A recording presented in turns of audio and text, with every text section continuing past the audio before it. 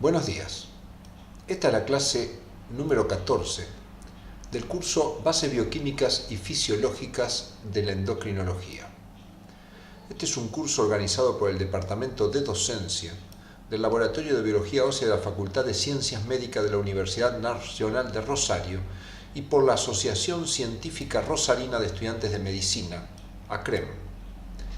En la clase de hoy veremos un viaje fantástico, pero acompañado por las hormonas. Una tarde de verano, sentado frente al río Paraná disfrutando de un bello atardecer, decidí cambiar el rumbo y buscar algo un poco más excitante. Y, sin dudarlo, tomé la decisión.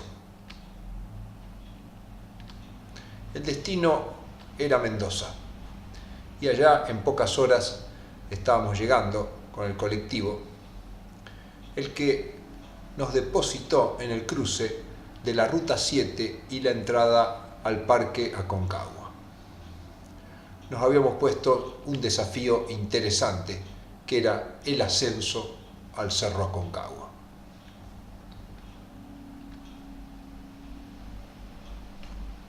Acá nos dejó el colectivo a aproximadamente 3.000 metros de altura, donde ya la presión de oxígeno no es la que estamos acostumbrados a vivir.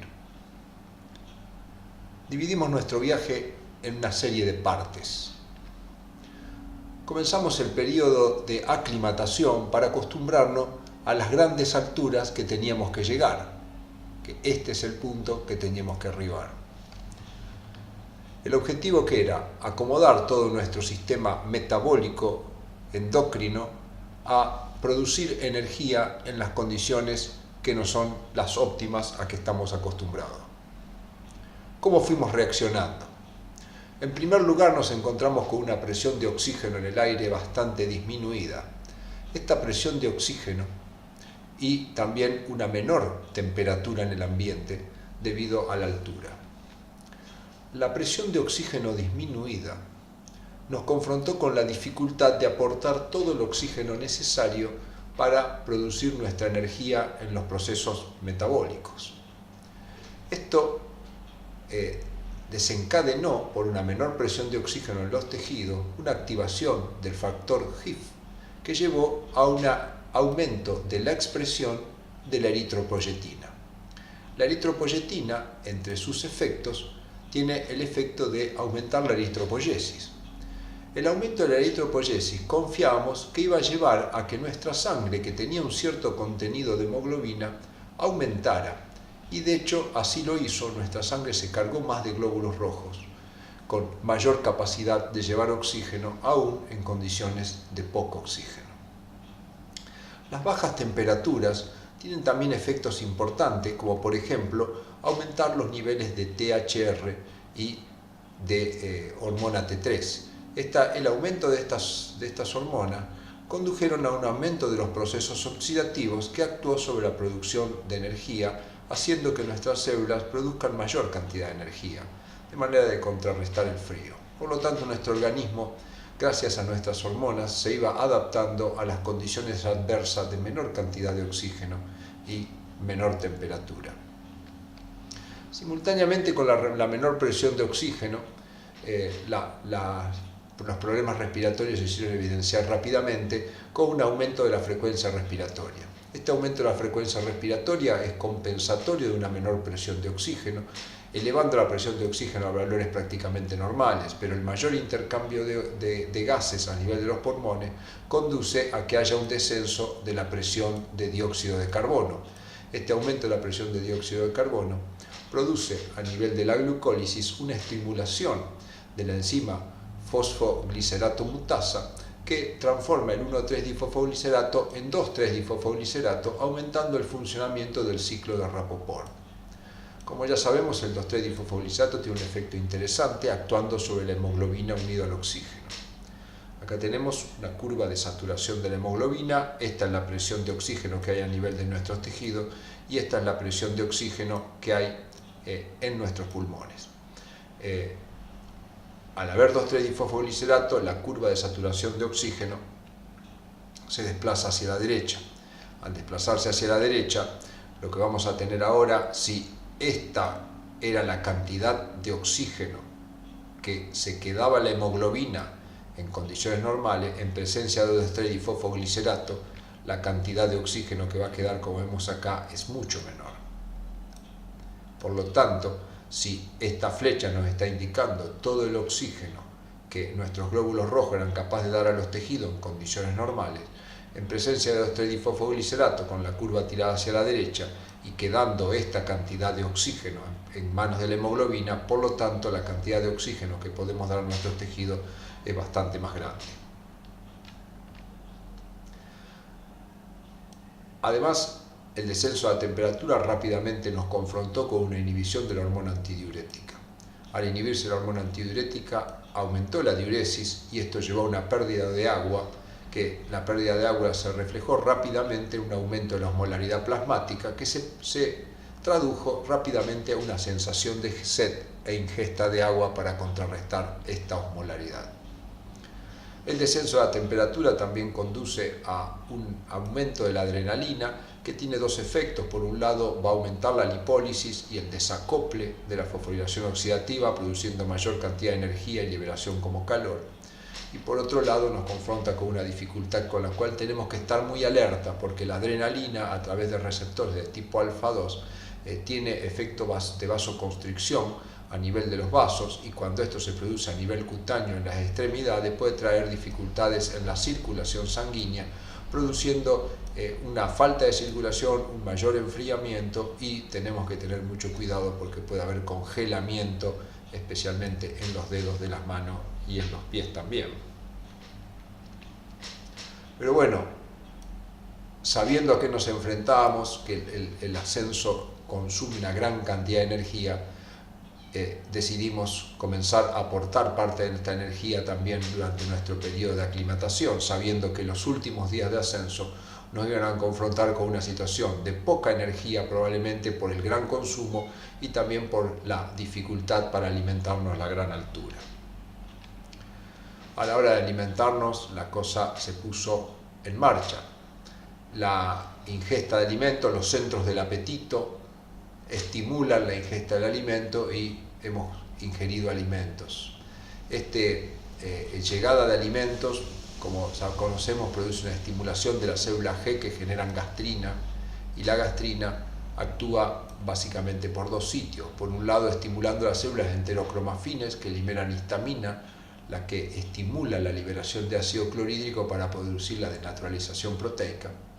Y por otro lado, estimula la gastrina la liberación de pepsina para producir la hidrólisis de las proteínas.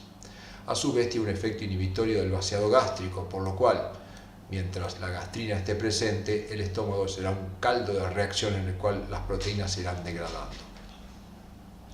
La ingesta de alimentos obviamente produce una distensión que liberó obestatina de nuestras células enteroendocrinas, y esta obestatina sobre los centros del apetito puso una inhibición para que no comamos como unos animales, porque en pocos días vamos a tener un gran desafío energético y de aventura. Terminada la digestión en el estómago y la disminución de los péptidos de los aminoácidos, bajan los niveles de gastrina, cesa la inhibición del vaciado gástrico y se produce el vaciado, pasando esto al duodeno. La llegada del quimo al duodeno tiene varios efectos, como sabemos. Por un lado, es capaz de estimular las células S que produzcan secretina, la que va a estimular una secreción pancreática exócrina rica en bicarbonatos, especialmente para neutralizar el ácido clorhídrico. Pero si nuestros alimentos eran muy ricos en lípidos, esto va a estimular fundamentalmente las células I, que liberarán colecistoquinina, la que también actuará sobre el páncreas endocrino, pero produciendo una secreción más bien rica en enzimas y no tanto en bicarbonato. Y estas enzimas, entre las que se encuentran la lipasa, proteasas y glucosidasas, producirán la digestión generando ácidos grasos y aminoácidos básicamente, y glucosa.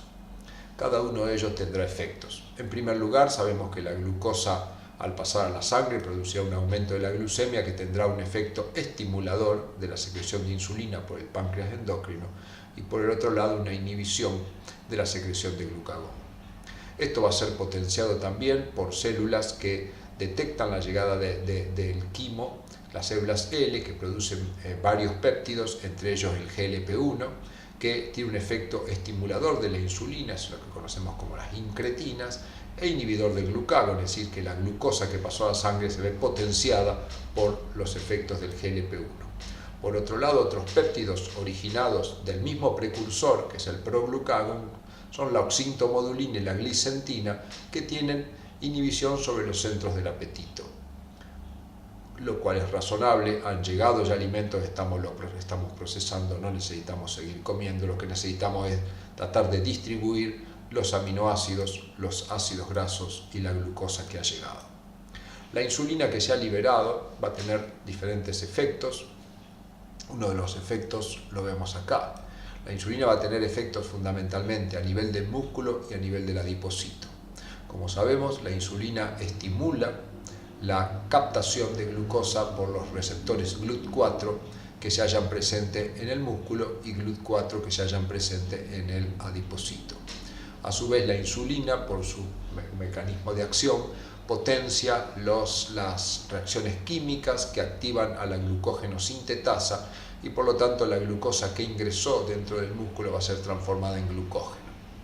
Por su parte, la glucosa que ingresó al tejido adiposo, la insulina también estimula las enzimas encargadas de la lipólisis, de la síntesis de lípidos, como son la citrato liasa, la acetil-CoA carboxilasa, la ácido graso sintetasa y la sil-CoA transferasa, que genera triacilgliceroles formando reservas. De esta manera, los alimentos que vamos consumiendo van siendo depositados en el músculo como glucógeno y en el adipocito como triacilgliceroles, con los cuales con esta energía contaremos a la hora de comenzar el ascenso. Por supuesto, también la insulina tiene efecto estimulando la formación de glucógeno a partir de glucosa en el hígado, y la glucosa va a ingresar al hígado, pero ya no estimulada el receptor. Como recordamos acá, tenemos receptores que son insensibles a la insulina, aunque la insulina es capaz de activar las enzimas que forman glucógeno en el hepatocito. Por lo tanto, todos nuestros alimentos irán depositándose. Vamos a cambiarle. Nuestras reservas energéticas quedarán acá, en el glucógeno hepático, en el glucógeno muscular y en los triacilgliceroles.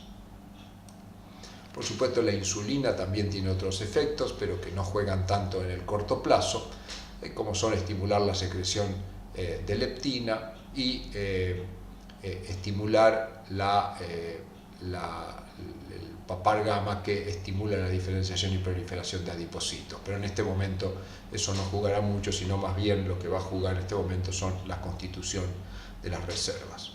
De esta manera nos vamos adaptando a las bajas temperaturas, a las bajas presiones de oxígeno y vamos preparando nuestras reservas adecuadamente. Cualquier cosa que hagamos mal de esto, seguramente el Aconcagua quedará como una linda foto.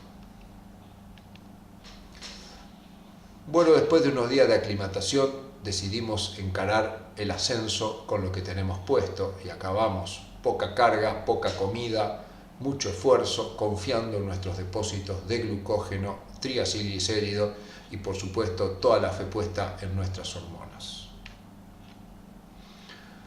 A medida que subíamos, la presión de oxígeno cada vez es menor, la frecuencia respiratoria cada vez es mayor, cada vez se hace más difícil respirar y sobrevivir. Por supuesto, esto compensa continuamente el descenso de la presión de oxígeno, aumenta la producción de 2,3-difosfoglicerato por la disminución de la presión de dióxido de carbono y la curva de disociación de la hemoglobina, que se había desplazado ya durante nuestra aclimatación acá a mayores alturas, con mayores niveles de 2,3-difosfoglicerato, tenemos una curva aún más desplazada hacia la derecha, con lo cual, si esto era lo que se quedaba la hemoglobina antes, ahora se va a quedar mucho menos cantidad y nos va a dar mucho más oxígeno a nuestros tejidos. ¿Cómo obtenemos la energía? Acá lo podemos ver con bastante facilidad.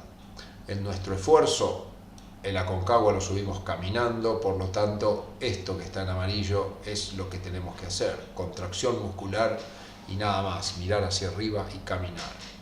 Para la construcción muscular obviamente necesitamos energía y esta energía va a salir básicamente de la oxidación que se produzca del acetil-CoA y el oxígeno. La llegada de oxígeno a los músculos es vital que la cumplan los glóbulos rojos, que como ya sabemos desde el primer día que nos bajamos del colectivo, se están aclimatando a transportar oxígeno cada vez más, de varias maneras como ya hemos visto. La baja de presión de oxígeno en el aire y en los tejidos produce hiperventilación, hay una disminución de la presión de dióxido de carbono, un aumento del estrés de fosforoxidato y mayor liberación de oxígeno. Por el otro lado, la menor presión de oxígeno estimula el factor HIF-1, aumenta la eritropoyetina, tenemos eritropoyesis y cada vez tendremos más glóbulos rojos a medida que pasen los días, con lo cual más cantidad de oxígeno llega acá, más energía vamos a producir, más contracción muscular y más probabilidad de éxito de cumplir con nuestro sueño. ¿De dónde sale este acetil-CoA? Bueno, de dos sitios. Del glucógeno muscular que acumulamos durante los días de aclimatación a baja altura y de los ácidos grasos libres. Por supuesto, el esfuerzo consume, el sistema nervioso consume glucosa y al estar haciendo esfuerzo y con poca alimentación la glucosa va a tender a bajar. Esto va a ser estímulo para que nuestro páncreas endocrino comience a generar glucagón, la médula suprarrenal adrenalina y la corteza suprarrenal cortisol. Entonces entrarán a batallar y acompañarnos en nuestro ascenso el glucagón, la adrenalina y el cortisol. Cada uno de ellos tendrá su juego. El glucagón, en primer lugar, va a actuar sobre el hígado, estimulando receptores asociados a adenilciclasa y que van a transformar el glucógeno en glucosa. Esta glucosa, al estar desfosforilada, va a salir y va a ir a la sangre a compensar el descenso de la glucemia y garantizar que el sistema nervioso no se nos quede sin glucosa. Por otro lado, la unión de glucagón a receptores va a estimular los procesos de gluconeogénesis, es decir, formación de glucosa a partir de diferentes vías, que ya iremos viendo. Y mientras tanto, la energía saldrá de los ácidos grasos libres.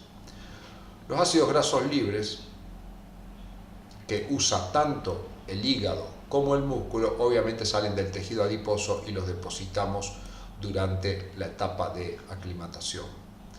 Estos triacilgliceroles se van a degradar por acción tanto del glucagón como la adrenalina, actuando sobre los receptores que se encuentran en el tejido adiposo. Esta estimulación va a generar la lipólisis generando glicerol y ácidos grasos. Estos ácidos grasos, que conocemos como NEFA o ácidos grasos no esterificados, podrán ser utilizados por el músculo con mucho éxito si hay oxígeno, por supuesto, y también estos ácidos grasos libres podrán ir a parar al hígado, donde también generarán en presencia de oxígeno, dióxido de carbono y energía que necesitamos en gran cantidad para hacer todos los procesos de gluconeogénesis. Si en algunos momentos el esfuerzo fuera máximo, no nos alcanzara el oxígeno transportado por los glóbulos rojos, podremos tener que parte del metabolismo de la glucosa se derive hacia la formación de lactato y este lactato tendrá doble utilización en esta circunstancia. Por un lado, los protones disminuirán más aún la afinidad de la hemoglobina por el oxígeno, proveyendo más oxígeno hacia el músculo, y por otro lado el lactato podrá ir a gluconeogénesis en el hígado.